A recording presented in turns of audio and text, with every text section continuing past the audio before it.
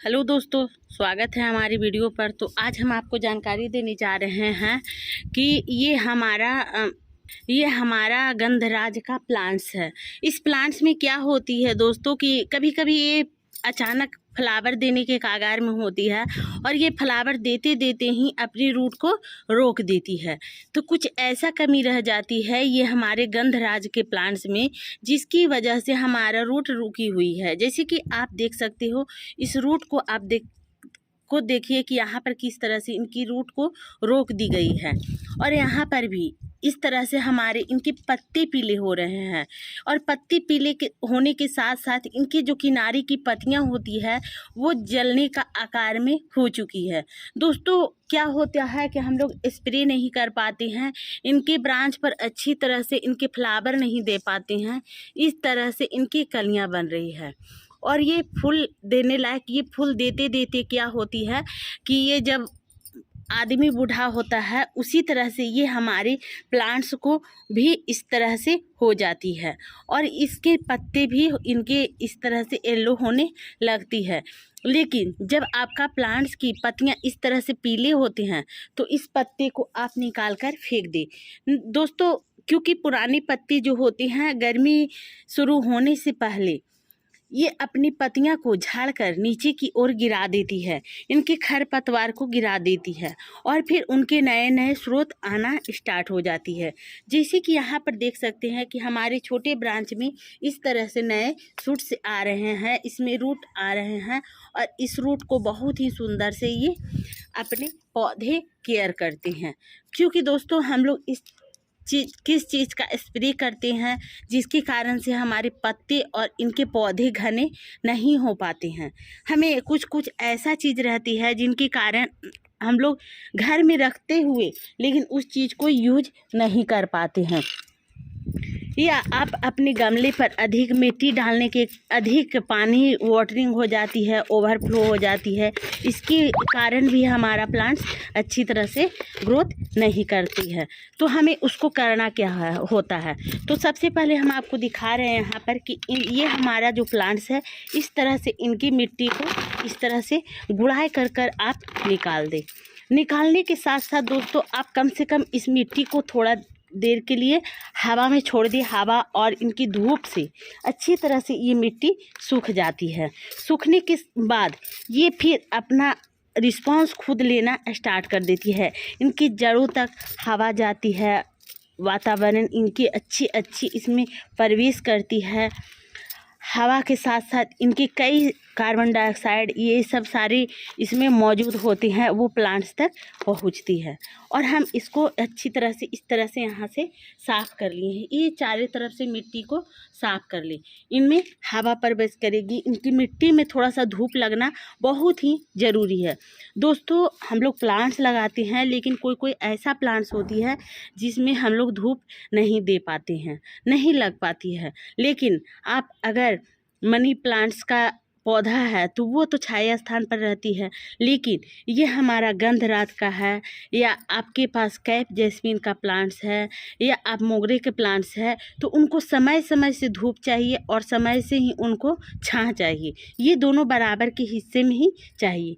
दोस्तों अब तो हम मिट्टी को गुड़ाई कर कर इस तरह से हवा लगने के लिए मैंने एक कंटेनर में निकाल लिया है। अब आपको इसमें डालना क्या है, तो सबसे पहले हम आपको दिखाते हैं। ये हमारा है लकड़ी का छाय, जिसे हम लोग गोईठा का भी छाय बोलते हैं, इसको राख भी बोला जाता है। तो इसमें कुछ हमारे लकड़ी का है और कुछ गोईठे का है। दोस्तों हम लोग तो बर्मी कंपोस्ट डालते हैं लेकिन उसको जलाकर भी बहुत ही अच्छे काम करती है हमारा प्लांट्स पर। तो इस तरह से हम लकड़ी का छाय डालते हैं, ये न्यूट्रिशन प्रदान करती है। और जब हम प्लांट्स पर इस तरह से अगर चारों तरफ से घेरा बनाकर इस तरह से हम अगर ये लकड़ी की छाय का इस्तेमाल करते हैं तो दोस्तों आपका प्लांट्स तो बहुत ही हेल्दी और स्वच्छ होगा ही, लेकिन इसके साथ साथ मिट्टी का सारे बैक्टीरिया को ये मार डालती है।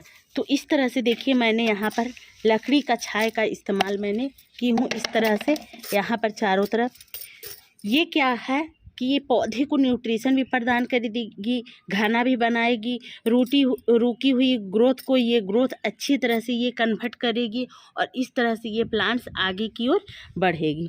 फिर उसके बाद हम फिर थोड़ा देरी के बाद दोस्तों इस तरह से इनकी लेयर मिट्टी का यहाँ चढ़ा दे रहे हैं, ताकि ये अच्छी तरह से प्लांट्स को हेल्दी और स्वच्छ सुंदर दिखा सके और इसमें ढेरों फूल आ सके। दोस्तों बहुत सारे हम लोग खाद यूज करने के बाद भी हमारा प्लांट्स अच्छी तरह से ये रिजल्ट नहीं दे पाती है। कारण वजह क्या रह जाती है कि हम लोग समय से वाटरिंग नहीं करते हैं, और अगर समय से हम वाटरिंग कर देते हैं तो समय से हम खाद नहीं डाल पाते हैं या धूप नहीं लगा पाते हैं, इसकी वजह भी रह जाती है। लेकिन इस वजह को दूर करने के लिए भी आपको प्लांट्स पर ऐसा नुस्खा आजमाना होगा जिसके कारण से हमारा प्लांट्स बहुत ही अच्छी तरह से फूल दे पाए। नहीं तो दोस्तों ये क्या होती है, इनकी इस तरह से जब इनकी प्लांट्स का इस तरह से इनकी रूट रुक जाती है तो इनको हम लोग क्या करते हैं, पेंचिंग बहुत ही बढ़िया काम करती है।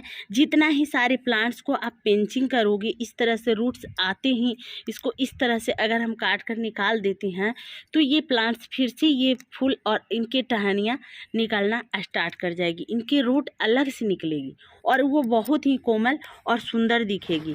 तो इस तरह से हम तो पहला नुस्खा आपको बताए हैं कि लकड़ी का छाया मैंने डाली हूँ। और दूसरी चीज़ जैसे कि हम अपने घरों पर इस तरह से दूध फाड़ते हैं, छेना को अलग कर लेते हैं और उसको पानी को हम लोग फेंक देते हैं, लेकिन आप इसको फेंककर अपने पौधे पर यूज ले लें, क्योंकि ये फटा हुआ दूध का पानी है और इस पानी को इस्तेमाल करेंगे हम पौधे पर तो बहुत ही बढ़िया रिस्पॉन्स दिखाएंगे। दोस्तों लोग दूध का भी इस्तेमाल करते हैं, उसके बाद छाछ का भी इस्तेमाल करते हैं, लोग दही का भी इस्तेमाल करते हैं, लेकिन उस चीज़ को कब इस्तेमाल किया जाता है, जैसे कि इस तरह से मान के चलिए ये हमारा दही है, तो दही को आप 1 लीटर पानी में इसको मिला लें, 100 ग्राम दही को 1 लीटर पानी में मिला लें और मिलाने के बाद उसको आप छन्नी से छान लें और छानने के बाद आप स्प्रे वाले पंप में डाल लें और उससे आप सारी पत्तियां पर स्प्रे कर दें इस तरह से, ताकि आपका पत्ती इस तरह से चमकदार और इसमें शाइनिंग आ सके। तो दोस्तों इस तरह से अब आपको डालना है यहाँ पर इस लिक्विड को, जैसे कि मिट्टी को, और यहाँ पर मैंने इस तरह से डाल दिया है। तो ये चारों तरफ से आपको, तो इस तरह से हम चारों तरफ से डाल दे रहे हैं ताकि ये अच्छी तरह से प्लांट्स पर अपना रिस्पांस दिखा पाए और अपनी पत्तियां को भी चमक बनाए। दोस्तों हमारा जानकारी वीडियो आपको कैसा लगा? यदि अच्छा लगा तो आप मेरी वीडियो को करना लाइक और चैनल को कर देना सब्सक्राइब। दोस्तों बाय बाय।